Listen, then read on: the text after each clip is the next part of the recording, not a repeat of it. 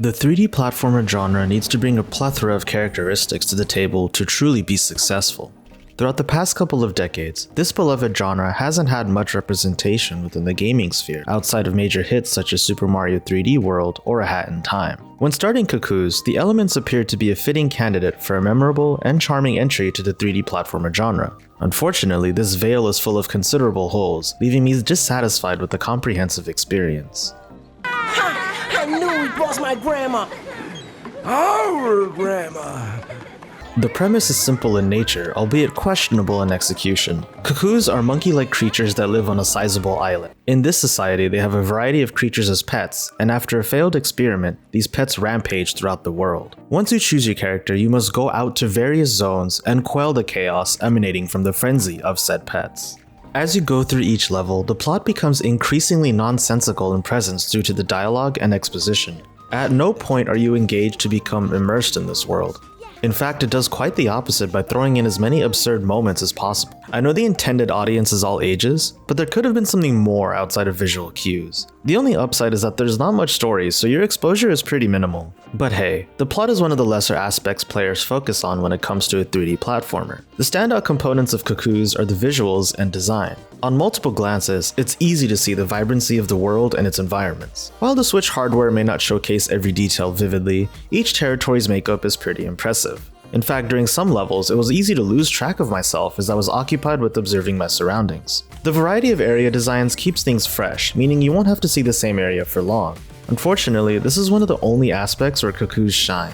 Several issues are prevalent within the title, but the most apparent and impactful is the lack of camera control. Each level in the game has a fixed camera angle, no matter your direction. Because of this, your perspective becomes limited for many of your jumps. In addition, collectibles are scattered throughout each stage, aiming to incentivize the player to take their time and explore the area. Unfortunately, this awkward positioning ruins any momentum you might have. In addition, the controls are stiff and inconsistent. Some jumps have you hold on to the jump button to reach the next platform, while other times your hold has you greatly leaping over the platform. If difficulty with the level design were why I needed to restart a level, I would be content, but erratic controls and limited perspective makes the experience feel unnecessary and frustrating. Each world introduces you to a new pet to use as a mechanic to guide you through the levels. Some pets can be used to light up a room, while others can be used as an additional platform to get across wide spaces. While these can be fun to utilize, the unintuitive and stiff controls reduce that enjoyment. You'll have to press one button repeatedly to ensure the pet even comes out and works as you intended. As you finish each level, you'll get a star rating based on the number of enemies killed alongside the collectibles and coins that you've gathered. While I initially tried to collect as many items as possible, given the aforementioned issues, I found myself daunted by the task. Luckily, the boss levels at the end of each realm don't suffer the same problems. Instead, I'd say that they're pretty fun and rewarding once you learn each boss's attack and movement patterns. In terms of the gameplay, these fights are the highlight. While these moments engross you in the experience, the voice acting does the complete opposite. Though there aren't that many voiced scenes, the ones that do exist are completely jarring and difficult to bear. Some of the humor can be slightly amusing, but the way some of the characters and lines of dialogue are expressed is abysmal. It sounded like the entire voice cast had only one day to try to record each line as quickly as possible. Made him too dangerous. We have to defeat him right now, and you're welcome for saving you.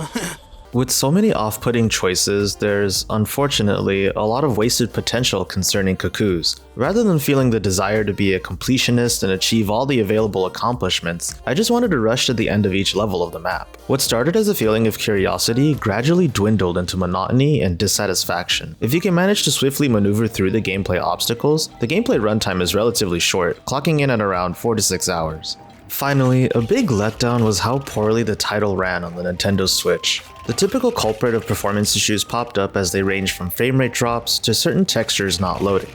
However, the most persistent and bothersome issue was the loading times. Each time you lose all of your health or fall to your death, the level restarts you at the most recent checkpoint. Given the rough control and camera perspective, this might happen a bit more often than you'd think. Before restarting, you will have to wait through a loading screen that takes way more time than it should at about 12 to 15 seconds. What becomes irksome also becomes painful as you sit there and wear out your patience. One thing to note though is that a day 1 patch is expected to improve performance issues, which may help a little.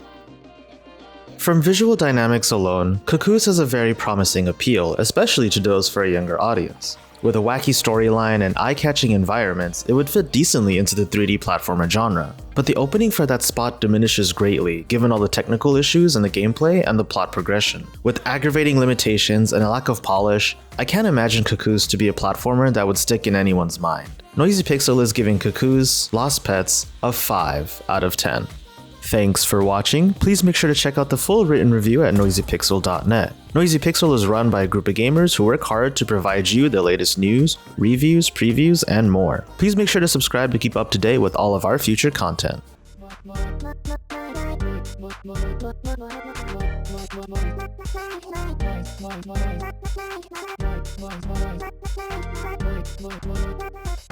Noisy Pixel.